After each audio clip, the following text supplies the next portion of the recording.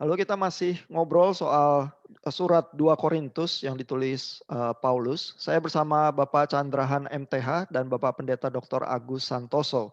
Di dalam klip kali ini kita akan memikirkan soal duri dalam daging ya di dalam surat 2 Korintus. Ini di 2 Korintus 12 ayat 7 tertulis, dan supaya aku jangan meninggikan diri karena penyataan yang luar biasa itu, maka aku diberi suatu duri di dalam dagingku, yang kemudian Paulus menceritakan dia berdoa 3 kali untuk dilepaskan dari itu, tetapi utusan iblis itu tidak mundur ya, melainkan jawaban Tuhan adalah, "Cukuplah kasih karuniaku bagimu," ya. Jadi supaya tidak memegahkan diri kata Paulus, padahal di ayat-ayat sebelumnya Paulus tuh baru memegahkan diri dan menceritakan kisahnya yang Ya, hebat diangkat ke hebat. langit ketiga begitu ya. Nah, jadi ini gimana Pak Chandrahan nih, duri dalam daging itu apa ya, dan kenapa sampai Paulus memegahkan diri, Pak? Iya, baik ya. Jadi, terima kasih ya Pak Ihan. Jadi begini, kalau kita baca ya memang, eee, bicara duri dalam daging ini penjelasannya sudah sangat banyak, terlalu banyak. Jadi mulai dari yang sifatnya, eee, pencobaan ya, pencobaan, terus, baik itu fisik ya, fisik, sakit kepala lah, bahkan mungkin Pak Arman Barus bilang itu kayaknya itu apa persoalan apa dia kan Pak Arman kan pernah ada persoalan kalau salah susah susah buang air kecil ya pernah ya. Ya mungkin juga di situlah segala macam semua epilepsi lah, sakit kepala, migrain, malaria, terus oftalmania, oftalmia segala macam, semua. Termasuk juga kemungkinan dia sebetulnya bukan orang yang sangat hebat dalam berbicara ya, tulis surat dia oke, tapi dalam speech itu mungkin dia bukan orang yang sangat bisa bermain halus, langsung kayaknya to the point, cenderung kasar atau apa, mungkin juga di sana. Tapi dari sekian banyak ya, itu mayoritas tuh menggeser kepada gangguan fisik. Hmm. Nah, cuman saya kok agak ragu ya, kalau kita baca teksnya itu sebetulnya agak ragu ya, karena kalau kita baca, Paulus bilang utusan iblis ya. Sangat aneh sekali kalau utusan iblis itu bicara tentang hal fisik dia yang dia kena. Nah, jadi itu menurut saya perlu juga kita buka kemungkinan bahwa sebetulnya itu bukan cuma soal fisik yang dia dapat, sakit yang dia dapat, tetapi mungkin persoalan-persoalan yang tadi berkaitan dengan Pak Agus itu kemungkinan persoalan orang-orang yang nanti memberikan pressure begitu rupa supaya dia itu aware bahwa pressure itu sebetulnya lebih besar dari mungkin yang dia bisa perkirakan. Sehingga dia mungkin tidak sepenuhnya bisa handle dan itu harus membuat dia merendah. Hmm. Nah, itu jangan terlalu sombong. Hidup itu juga yang mungkin menyebabkan dia akhirnya berkutat di dalam lebih baik berkutat dalam kesulitan, tidak ambil uang jemaat segala macam. Jadi perlu juga kita melihat bahwa itu bicara sebuah kekuatan ya, sebuah utusan yang sifatnya itu memang bisa personal ya. Jadi iblis itu bisa memakai siapa. Karena kalau bicara utusan tuh jarang sekali dipahami utusan itu dalam pengertian yang benda mati. Tapi utusan itu mestinya dalam pahami dalam konteks sesuatu yang hidup. Utusan Allah, messenger itu selalu malaikat dan bukan benda mati.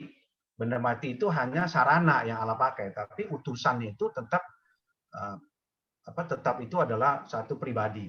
Artinya dia itu bisa melakukan banyak hal. Nah, saya kok melihat itu perlu dibuka kemungkinan seperti itu ya. Jadi tuduhan-tuduhan yang selama ini dia dapat orang-orang Judaizer yang selama ini ngikutin si Paulus, terus membuat Paulus jadi waduh gimana ya mau sampai di Filipi ngomong itu anjing-anjing ya, keluar kata anjing segala macam itu juga nggak mempan. Tetap aja itu mengganggu terus di situ ada. Dan kalau kita lihat kan dia sampai mengkategorikan tuh orang itu rasul palsu, semua orang yang sebetulnya itu hidupnya nggak beres ya, kalau kita mau kategori kata itu munafik.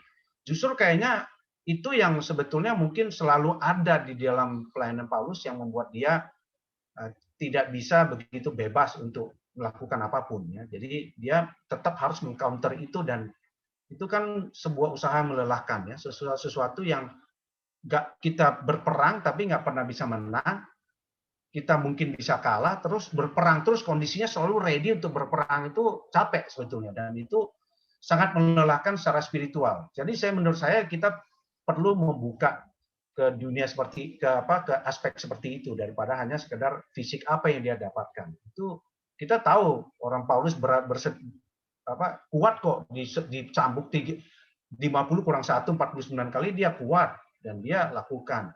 Kurang makan, saya tahu apa kekurangan semua, saya rasa kalau fisik ya dia sangat kuat nanggungnya. Tapi kalau yang begini, wah itu sampai keluar kata kasar itu segala macam, itu mungkin ada sedikit frustrasinya di situ, dan itu mungkin bisa menjadi sebuah aspek yang harus dipikirkan ke depan. Begitu Oke. menurut saya. Jadi memang di Bapak gereja mula-mula saja sudah banyak tafsir ya terhadap duri dalam daging itu memang Hmm. seperti yang Pak Chandra bilang soal fisik, penyakit, bahkan juga mungkin persoalan seksualitas atau apa Ya, begitu ya. Tetapi Pak Chandra melihat itu mungkin karena serangan dari rasul palsu iblis yang menyamar menjadi malaikat terang itu ya. Saya ingin ke hmm. Pak Agus nih. Pak Agus melihatnya seperti apa Pak Agus?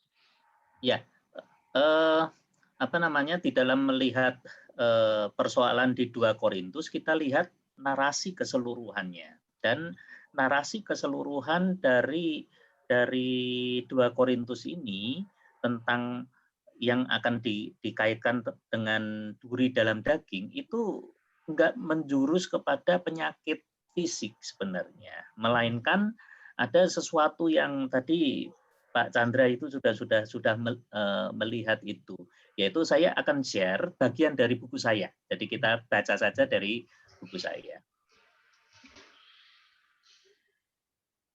Ya, ini tentang apa namanya, identifikasi yang pertama para ahli itu penyakit gitu ya. Ada yang mengatakan penyakit mata, malaria, gangguan pembicaraan. Tapi yang kedua itu ada banyak ahli yang menafsirkan juga tentang musuh Paulus yang disebut sebagai di Galatia itu saudara-saudara palsu. Nah, apa buktinya? Yaitu yang pertama, tema pada bagian surat ini itu adalah terdapatnya serangan melawan Paulus dari musuh-musuh Paulus. Orang-orang ini mengikuti perjalanan misi Paulus, dalam bahasa Galatia itu spionieren, menspionasi, mengikuti perjalanan misi Paulus dan mengacaukan ajaran yang telah ditanamkan kepada jemaat. Sehingga Paulus kerja 2 kali, gitu ya, selalu kerja 2 kali, yaitu ia memberitakan Injil, setelah mereka bertumbuh menjadi jemaat, kemudian Paulus meninggalkan jemaat itu. Tetapi kemudian musuh-musuh itu pergi ke kota itu dan menyatakan bahwa Paulus adalah rasul palsu dan Injil yang diberitakan itu Injil palsu. Dan maka dari itu Paulus harus bekerja lagi untuk meluruskan lagi iman jemaat kepada Injil yang benar. Itu persoalan juga di Galatia, persoalan di Efesus, persoalan di Filipi. Nah, surat-surat itu muncul tuh ya gara-gara ini gitu ya. Jadi ketika kita pelayanan di sini ya pasti ada gangguan. Pelayanan di situ ada gangguan. Makanya saya seringkali menasihati ketika kamu mau keluar dari pelayanan di gereja A, kamu pikirkan bahwa di gereja B pun itu nggak ideal, sama aja di situ juga ada menurut kamu nanti mengganggu pelayanan kamu gitu ya. Nah, serangan ini cukup membuat Paulus merasakan sakit karena harus kerja 2 kali bagi jemaat-jemaatnya. Lalu di dalam Bilangan 33 ayat 55 itu terdapat perintah bagi Israel untuk menghalau penduduk negeri Kanaan.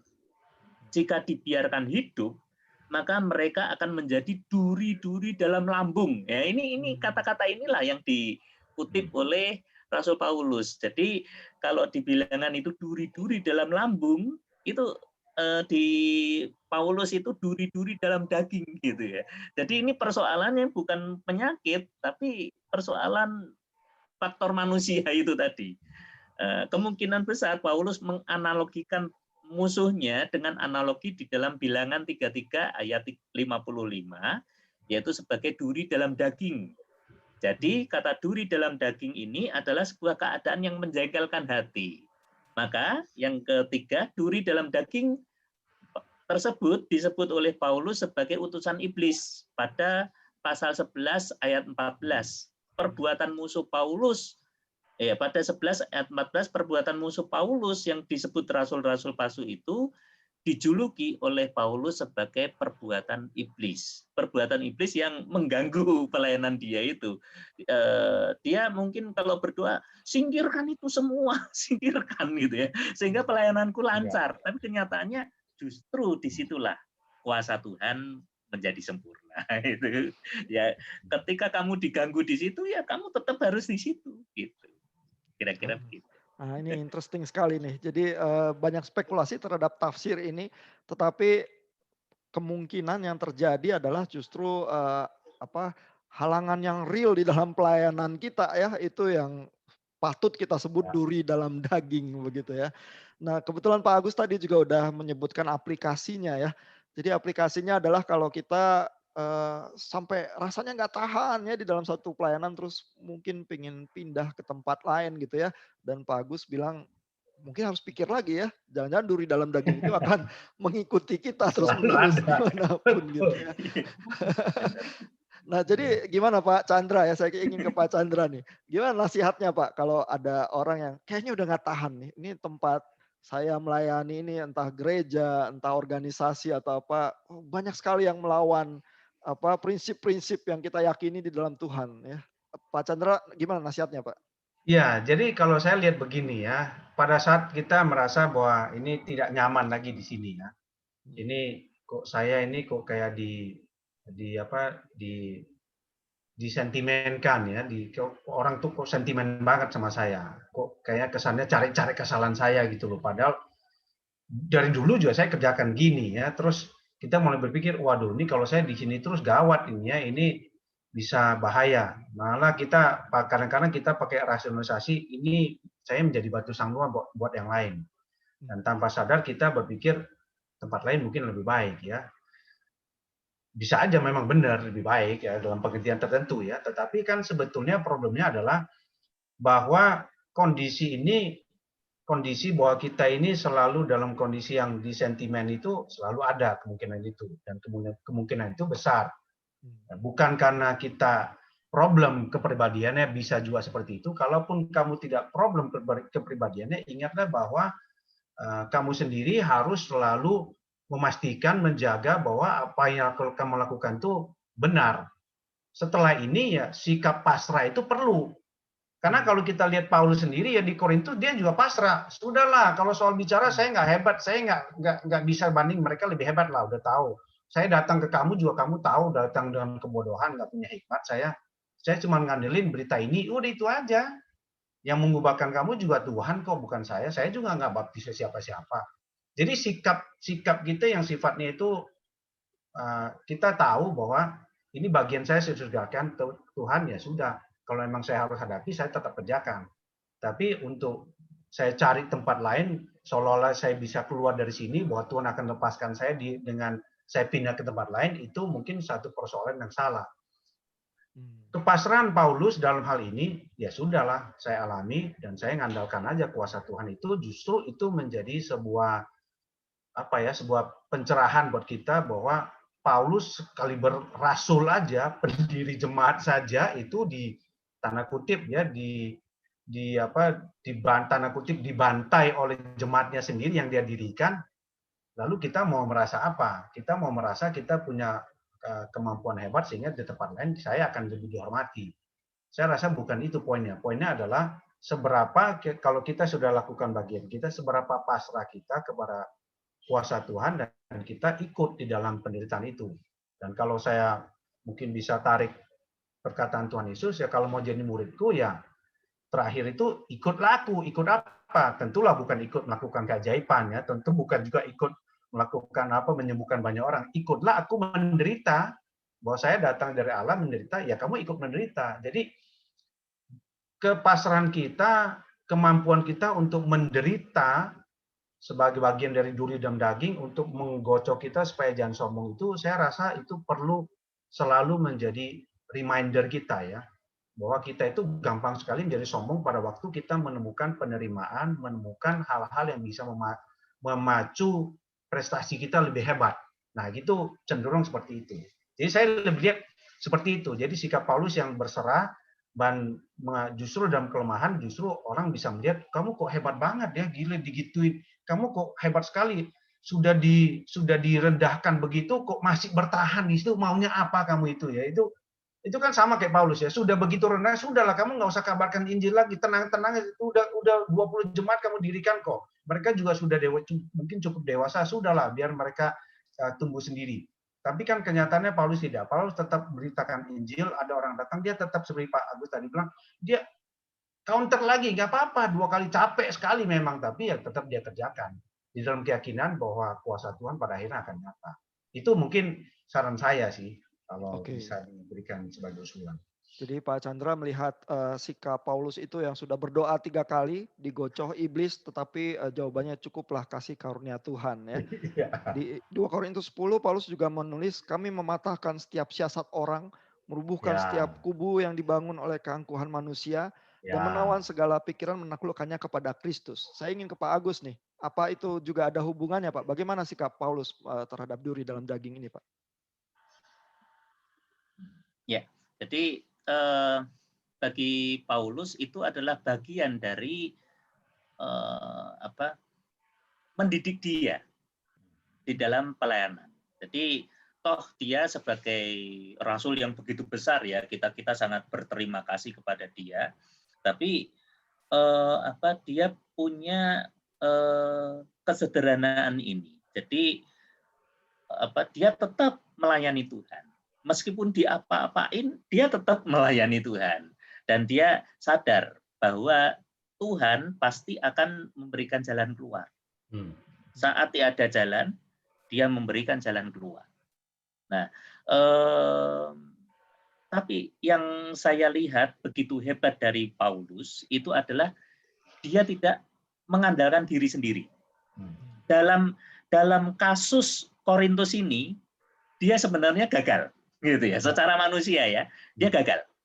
Yang justru yang berhasil itu siapa? Titus. Titus yang menjadi gembala di situ. Merangkul, damai itu. Dan kemudian dia kan mengabarkan Injil, pergi ke Galatia itu ya, dari Efesus dia pergi ke Galatia itu mau ngumpulin kolektor. Itu ada ininya, ayat-ayatnya. Tempatnya gitu, tempatnya di ayat di Alkitab itu ada gitu ya. Itu dia pergi ke Galatia terus muter, terus dia mau menginjil kemana, terus oleh Roh Kudus itu dibelokkan, ada kan di situ. Nah, ketika dibelokkan terus dia pergi ke Makedonia itu. Setelah di Makedonia dia ketemu sama Titus. Terus dikabarin, Titus ngabarin, sudah damai mereka. Mereka mau memberikan persembahan gitu ya, persembahan kepada jemaat di Yerusalem. Mereka sudah sadar gitu ya. Jadi dia itu dalam pelayanan itu pasti satu keyakinan. Dia tidak mau undur dari pelayanan, melainkan dia masih di situ karena dia punya satu keyakinan bahwa Tuhan pasti akan bukakan jalan. Dengan Roh Kudus yang memimpin itu tadi, Tuhan pasti bukakan jalan. Dan yang kedua adalah dia tidak main sendiri, one man show, melainkan sinergi yang membentuk harmoni. Yang berbeda-beda itu dia keras, Titus lembut, berhasil mendamaikan, berhasil mengembalakan. Dia bukan bergantung ya, tetapi makanya dia ada satu istilah yang sangat-sangat bagus itu, teman sekerja ya. Teman sekerja. Nah, itu satu filosofi dari Paulus yang sangat bagus di dalam pelayanannya. Jadi saya melihat dua tadi itu. Dia yakin Tuhan akan bukakan jalan ini dalam persoalan ini, dan yang kedua dia tidak one man show, tapi dia membutuhkan yang lain untuk pelayanan supaya kuat. Oke, terima kasih, ini obrolan yang sangat menarik. Jadi bergantung kepada Allah dan membuka diri untuk kolaborasi seluas-luasnya begitu ya. Benar. Oke, terima kasih. Selamat malam Pendeta Agus Santoso dan Bapak Chandrahan MTH. Kita ketemu lagi di obrolan yang lain. Selamat malam. Bye.